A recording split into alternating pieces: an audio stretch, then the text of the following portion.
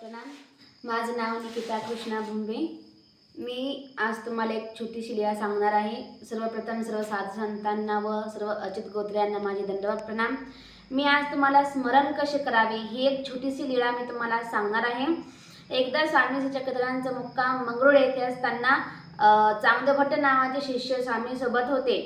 तेव्हा बाईसा त्यांना म्हणाल्या, बटो तुम्ही जा आणि बाबांचे वस्त्र गंगेहून धुवून आणा.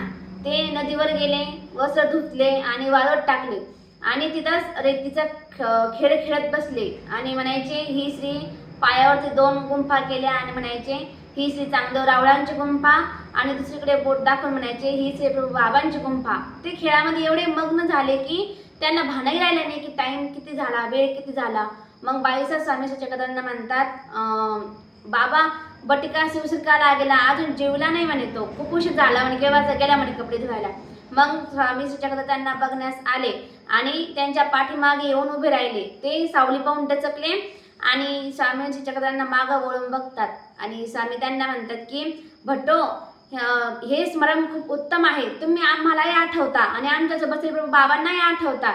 आणि स्वामी त्यांना तिथं म्हणतात, भट्टो ऐसे होय ऐसे म्हणजे हो. म्हणजे सर्व भक्तजनांना उद्देशून स्वामी चक्रधर म्हणतात की असं व्हा आणि असं म्हणा. त्या छोट्याशा चांगदेव भट्टांना निमित्त करून सांगतात स्वामी की तुम्ही यांच्यासारखंच व्हा, खेळताना उठताना बसताना केव्हा पण स्वामी चक्रधरांना आठवा, आम्हाला आठवा.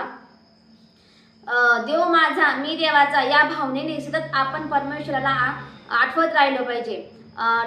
परत एकदा स्वामी चक्रधरांसोबत असलेले चांगदेव भट्ट आता गावी जाण्यास निघाले.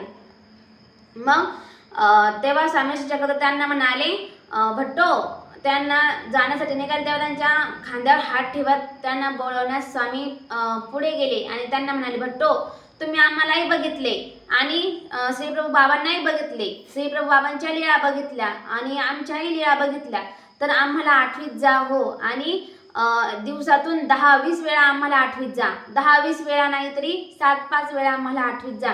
7-5 वेळा नाही तरी 3-4 वेळा आम्हाला आठवीत जा. 3-4 वेळा नाही तरी 1-2 वेळा या त्या आठवीचे परी वेंद दिवस जाऊ न दिजे. स्वामी चक्रधर त्या चांगदेव भट्टांनिमित्त करून आपल्याला सांगतायत की आपला एकही दिवस असं वाया गेला नाही पाहिजे की आपण स्वामी चक्रधरांना आठवलं नाही, स्मरण केलं नाही, चिंतन केलं नाही. तिथं स्वामी चक्रधर एक छोटासा दृष्टांत देतात. स्वामी म्हणतात, पशु असतात ते रानात चरायला जातात, दिवसभर चरतात आणि मग एका ठिकाणी बसून रवंत करतात. मग त्यांना ते अन्नरस त्यांना पचतं आणि तृष्टी होते, पुष्टी येते, बळ येते. याप्रमाणे आपण परमेश्वराला सतत आठवायचं आहे, लीळा चित्र वाचायचं आहे, चित्रपट वाचायचं आहे, स्मरण करायचं आहे आणि सकाळी 3 वाजता पश्चाम प्रहरी उठून ते सगळं कालचं जे लीळा झाल्या, चित्रपट झालं, हे आपल्याला सतत आठवत राहायचं आहे. आणि स्वामी चक्रधरांच्या परमेश्वरांच्या स्मरणामुळे ज्ञानाची उजळणी होते आणि आध्यात्मिक योग्यता येते. एवढं बोलून मी थांबते. दंडवत प्रणाम.